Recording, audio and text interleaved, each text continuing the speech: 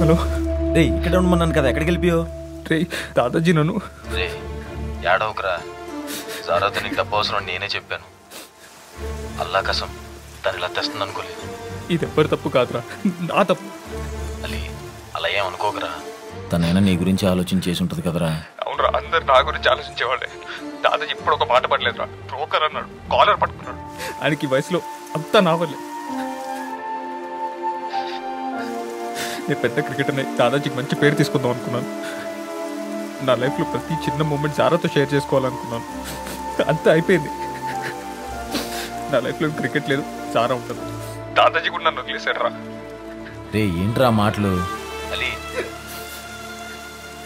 అందరూ నా వైపు చూడాలనుకున్నాను, కానీ నేను ఎవరి కళ్ళలోకి చూడలేకపోతున్నాను. రే ఆడోకరా, ఇందులో తప్పేం లేదురా.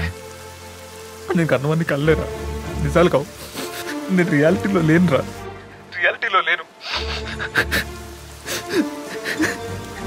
Hello hello Ali,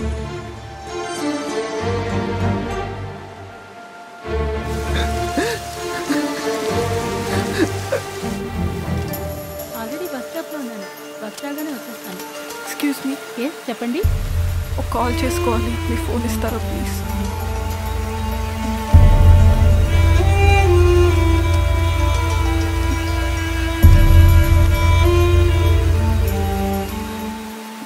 phone lift करो अली प्लीज.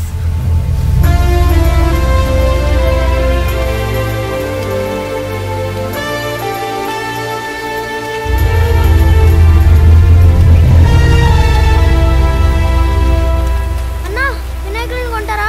50 రూపాయలే. వద్దురా వెళ్ళు. కొనండి సార్, 50 రూపాయలే. వద్దని చెప్తున్నానా, వెళ్ళు. వినాయకులు సార్, కొనండి సార్.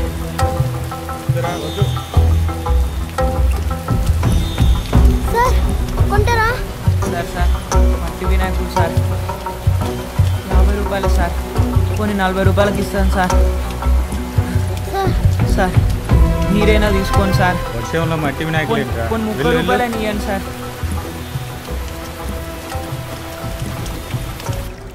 ఇవి నీళ్లు కాదు, మా బతుకులు పెట్టే కన్నీళ్లు. కళ్ళల్లో చోటు చాలక ఒలికి వానైపోతుంది. తప్పు నాదే.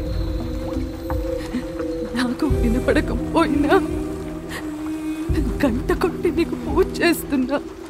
నీకు వినపడదని నాకేం తెలుసు? ఈ నీళ్ళల్లో నాకంటే ముందు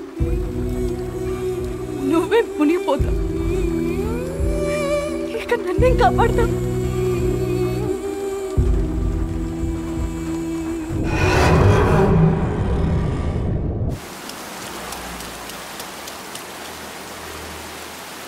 అన్నా పోయి అమ్దాం పా అన్నా. వద్దడి సంధి తిరిగి తిరిగి ఆకలి అవుతుంది. అవునన్నా ఆకలి అవుతుంది. ఉన్న 200 పెట్టి వినాయకులు అనుకుంటుమి, ఎవరు కొంటలేరురా. కొంటారు అన్నా, నాకు కేకొద్దు. ఇవన్నీ అమ్ముకొని అన్నం తిందామన్నా. ఎవరు కొంటలేరు కదా. అమ్ముదాం పదన్నా.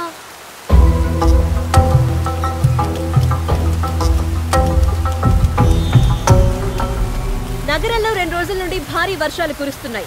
ఇక్కడ రహదారులన్నీ జలమయమయ్యాయి. ప్రజలు ఎలా ఇబ్బంది పడుతున్నారో ఒకసారి వాళ్ళని అడిగి తెలుసుకుందాం. మేడం, ఇక్కడ 2 రోజుల నుంచి భారీ వర్షాలు కురుస్తున్నాయి కదా, మీరు ఎలా ఇబ్బంది పడుతున్నారు? మా బస్సు మొత్తం మునిగిపోయింది. ఇంట్లో ఉన్న బియ్యం బట్టలు అన్నీ పోయినాయి. పిల్లల్ని బస్టాండ్ లో కూర్చోబెట్టినా. ఈ రాత్రికి ఏడుండాలను, పిల్లలకి ఏం పెట్టాలను దిక్కు దోస్తలేదమ్మా.